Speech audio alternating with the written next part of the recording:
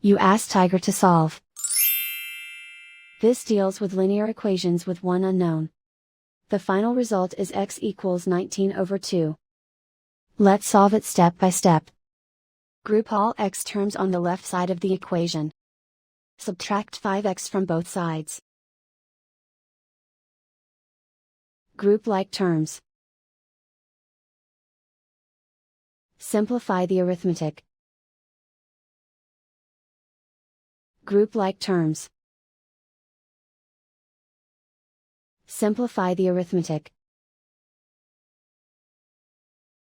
Group all constants on the right side of the equation. Add 4 to both sides. Simplify the arithmetic.